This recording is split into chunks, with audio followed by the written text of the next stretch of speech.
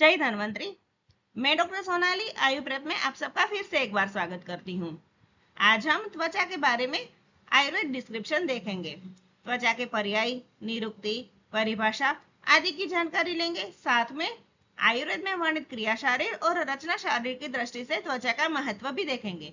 तो आप वीडियो के अंत तक जरूर बने रहे और पसंद आने पर लाइक तथा शेयर करना ना भूले। तो आइए शुरू करें।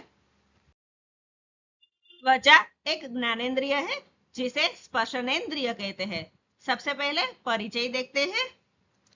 यह एक ज्ञानेंद्रिय है जिसके द्वारा स्पर्श का ज्ञान होता है, जो वायु महाभूत के कारण होता है। इस तरह त्वचा स्पर्शनेंद्रिय का अधिष्ठान है और स्वेदव स्रोतस तथा लोमकूप का आश्रय स्थान है। यह मांसव स्रोतस का मूल है और मांस धातु की उपधातु भी है। अब त्वचा की निरुक्ति देखते हैं। त्वच धातु से त्वचा शब्द बनता है, जिसका अर्थ है आवृत होना या आवृत करना या फिर आवरण का होना। चरक संहिता में कहा गया है कि त्वचति संवृणोति सर्व शरीरम इति, अर्थात जो षडंग यानी कि सर्व शरीर को व्याप्त करती है वह त्वचा है। आइए अब त्वचा के पर्याय देखते हैं। त्वचा चर्म, स्पर्शन, अश्रुधरा, रोमभूमि आदि त्वचा के पर्याय हैं। अश्रुक यानी कि रक्त, त्वचा रक्त को धारण करती है, इसलिए अश्रुधरा त्वचा का पर्याय है। इस तरह रोमकूप के लिए भूमि समान होने के कारण रोमभूमि भी त्वचा का पर्याय है। परिभाषा देखते हैं। संपूर्ण शरीर और शरीर के अंग तथा प्रत्यंगों को बाहर से आवृत करने वाला जो अंग है और जो अंग सर्वप्रथम दिखाई देता है वह त्वचा है। इसकी उत्पत्ति देखते हैं। संहिता ग्रंथों में त्वचा की उत्पत्ति गर्भावस्था में तृतीय मास में बताई हुई है। आचार्य चरक ने शुक्र शोणित के संयोग के बाद सप्तधातु की उत्पत्ति के साथ ही त्वचा की उत्पत्ति बताई है, जबकि आचार्य सुश्रुत ने क्षीर और संतानिका का उदाहरण देकर त्वचा की उत्पत्ति बताई है। आचार्य सुश्रुत ने कहा है कि जैसे दूध के उबलने से मलाई बनती है, वैसे ही शुक्र शोणित के अभिपाच्य से यानी कि अग्निकर्म से जो पित्त की उष्मा के कारण होता है, उससे त्वचा की उत्पत्ति होती है। और आचार्य वाग्भट ने धात्वाग्नि द्वारा रक्त धातु के पाक के कारण त्वचा की उत्पत्ति होने की बात बताई है। त्वचा के स्वरूप के बारे में तो आप सब जानते हैं। सबकी त्वचा अलग अलग होती है। जैसे किसी की त्वचा कृष्ण वर्ण की होती है तो किसी की श्याम वर्ण की होती है, किसी की श्वेत या रक्त या पीत भी हो सकती है। इस तरह सबकी स्किन अलग अलग वर्ण की होती है। वैसे ही स्किन लस्टर भी सबका अलग अलग होता है। यह मृदु, कठिन, खुरदरी, स्निग्ध, रुक्ष आदि प्रकार की हो सकती है। स्वभाव से किसी की स्किन शीत होती है तो किसी की उष्ण होती है, किसी की पतली होती है तो किसी की मोटी होती है, किसी किसी में अधिक बाल होते हैं तो किसी में अल्प बाल होते हैं। इस तरह सबकी स्किन का स्वरूप अलग अलग होता है। अब क्रिया शारीर की दृष्टि से त्वचा के कार्य देखते हैं। त्वचा के 5 मुख्य कार्य है। पहला, शरीर और अंग प्रत्यंगों की सुरक्षा करना। दूसरा कार्य है स्पर्श ज्ञान करना, जैसे शीत, उष्ण आदि। तीसरा काम है शोषण करना। त्वचा अपने छिद्र द्वारा त्वचा पर लगाए गए स्निग्ध आदि द्रव्य का शोषण करती है। जैसे हम क्रीम या ऑयल लगाते हैं तो वो त्वचा में शोषित हो जाते हैं। चौथा कार्य है श्रवण करना, यानी स्नेह ग्रंथि से स्निग्ध द्रव का श्रवण करना। और पांचवा काम है निसरण करना।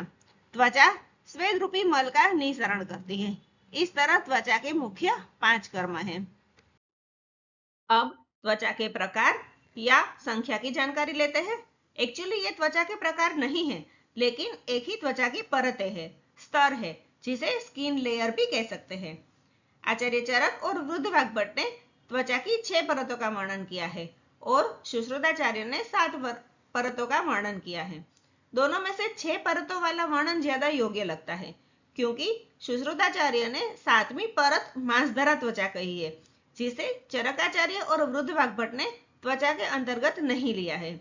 टीकाकारों ने भी 6 परतों के वर्णन का ही समर्थन किया है। अब आचार्य चरकोक्त 6 त्वचा देखते हैं, जिसमें पहली है उदक धरा। उदक यानी जल, जो जल को धारण करती है उसे उदक धरा त्वचा कहते हैं। दूसरी है अश्रुग धरा। अश्रुग यानी रक्त, अर्थात जो रक्त को धारण करती है वह अश्रुग धरा त्वचा है। तीसरी है तृतीया त्वचा, जो सीधमा और किलास को धारण करने वाली है। सीधमा और किलास दोनों त्वचा के रोग है। इसे आप ऐसे याद कर सकते हो, जैसे सीधे सीधे किले पर चलो, यहाँ से सीधे सीधे से सीधमा और किले से किलास, या फिर सिक्किम, सिक्किम में सी से सिद्धमा और की से किलास, ऐसे भी आप याद कर सकते हो। इसके बाद चतुर्थी त्वचा, जो दद्रु और कुष्ठ की उत्पत्ति का स्थान है। अब मेरी एक फ्रेंड का नाम दक्षा है, जिसे मैं प्यार से दकू कहती हूँ, इसलिए मैंने इसे ऐसे याद किया है, दकू, द से दद्रु और कु से कुष्ठ। आप भी अपना फ्रेंड्स के नाम पर से दकू या डीके कैसे भी इसे याद कर सकते हो। पांचवी त्वचा, जो अलजी और विद्रथी का उत्पत्ति स्थान है, जिसे मैंने अवनी से याद किया है, या फिर एवी, ए से अलजी और वी से विद्रथी। इसके बाद है षष्ठी त्वचा, जिसे कटने या काटने से आंखों के आगे अंधेरा छा जाता है और जिसमें स्थूल मूल वाले और दुष्चिकित्सीय रक्त और कृष्ण व्रण होते हैं। इस तरह आचार्य चरक ने 6 त्वचा का वर्णन किया है। आचार्य सुश्रुत ने त्वचा की 7 परतों का वर्णन किया है। पहले हम न्यूमोनिक से 7 लेयर को याद कर लेंगे। न्यूमोनिक है भास हुआ लोही का श्वेता को, और वेदना हुई रोहित को। यहाँ पर श्वेता और रोहित दोनों भाई बहन है। श्वेता को ऐसा लगा कि उसकी स्किन से कहीं से लोही निकल रहा है, ऐसा आभास हुआ, और यह सुनकर रोहित को वेदना यानी कि दर्द हुई। यहाँ पर भास से अवभाषिनी, लोही से लोहिता, श्वेता से आपको 2 लेयर याद करने हैं, श्वेता और ताम्रा। फिर वेदना से वेदिनी, रोहित से रोहिणी, और अंत में मांसधरा। इस तरह से आप 7 त्वचा के लेयर याद कर सकते हो। अब आगे इन 7 लेयर का प्रमाण और इसका रोगाधिष्ठान देखते हैं।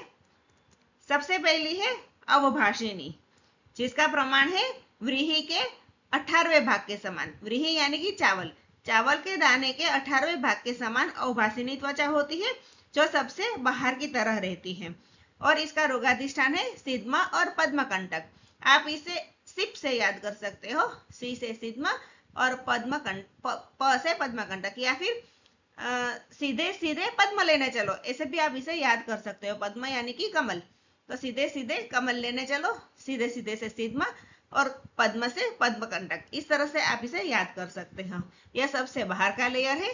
यह सब वर्णों को प्रकट करती है और छाया का प्रकाशन करती है। मॉडर्न नेम इसका रिफ्लेक्टिंग लेयर है, जिसे स्ट्रेटम कॉर्नियम कहते हैं। दूसरा है लोही से लोहिता, जो व्रीहि के 16वें भाग के समान होती है, और तिलकालक, न्यछ और व्यंग, यह तीनों का रोगाधिष्ठान है। इसे आप नव्य तिल से याद कर सकते हो, न से न्यछ, व्य से व्यंग और तिल से तिलकालक। मॉडर्न नेम इसका रेडिस लेयर है, जिसे स्ट्रेटम ल्यूसिडम भी कहते हैं। तीसरी है श्वेता से श्वेता, जो व्रीहि के 12वें भाग के समान होती है, और इसके रोगाधिष्ठान आप CAM से याद कर लो। C से चर्मदल, A से अजगल्लिका और M से मशक। इसका मॉडर्न नेम है व्हाइट लेयर, जिसे स्ट्रेटम ग्रेन्युलोसम भी कहते हैं। लोहिता रक्तवर्ण है, इसीलिए रेडिस लेयर है, और श्वेता व्हाइट कलर की है, इसीलिए व्हाइट लेयर है। तो आपको याद करने में ज्यादा मुश्किल नहीं होगी। 4th लेयर है ताम्रा, जो व्रीहि के 8वें भाग के समान होती है और किलास तथा कुष्ठ का अधिष्ठान है। इसे आप कीकू से याद कर सकते हो, की से किलास और कु से कुष्ठ। मॉडर्न नेम इसका पिगमेंट लेयर है। यहाँ से पिगमेंटेशन होता है, जिसे मालपीजियन लेयर भी कहते हैं। पिगमेंटेशन ताम्रवर्ण का होता है, इसलिए ताम्रा में पिगमेंट लेयर आप इजिली याद कर सकते हो। 5वां लेयर है वेदना से वेदिनी, जो व्रीहि के 5वें भाग के समान है। देखो 5वां लेयर 5वें भाग के समान है। चौथा लेयर 4 to 8 भाग समान है। इस तरह से आप थोड़ा ध्यान रखोगे तो याद हो जाएगा। और इसका रोगाधिष्ठान कुष्ठ और विसर्प है। कुष्ठ तो 4 से रिपीट हो रहा है, और वेदना के वे से विसर्प, इस तरह से आप याद कर सकते हो। इसका मॉडर्न नेम सेंसरी लेयर है। सेंसरी लेयर है इसलिए तो वेदना होती है, इसलिए इसका नाम वेदिनी है। इसे पेपिलरी लेयर भी कह सकते हैं।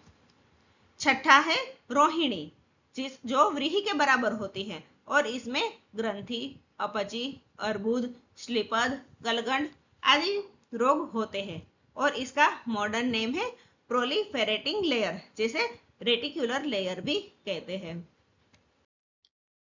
और लास्ट में सातवीं त्वचा की परत है मांसधरा, जिसे आचार्य चरक और रुद्रवाक भट्ट ने त्वचा की परत के अंतर्गत वर्णन नहीं किया है। इसका प्रमाण 2 व्रीहि के समान होता है और यह अर्श, भगंदर और विद्रधि का रोगाधिष्ठान है। यहाँ पर इसे आप ए विभाग से याद कर लो, ए से अर्श, वी से विद्रधि और भाग से भगंदर। वैसे भी आप अर्श, भगंदर और विद्रधि ऐसे भी याद कर सकते हो। इसका मॉडर्न नेम सबकटेनस टिश्यू या फिर मसल्स है। अंत में आचार्य गणनाथ सेन ने 5 त्वचा की परतों का वर्णन किया है, यह देखते हैं, जिसमें पहला है संधिनी, दूसरा है श्यविणी, तीसरा है कणिनी, चौथा है अंकुरिणी और 5वां है जालनी। वैसे यह ज्यादा इंपॉर्टेंट नहीं है, फिर भी कभी कभी एग्जाम में आ जाता है, इसलिए मैंने यहाँ पर प्रसंगोपात बता दिया है। तो कैसा लगा मेरा यह वीडियो?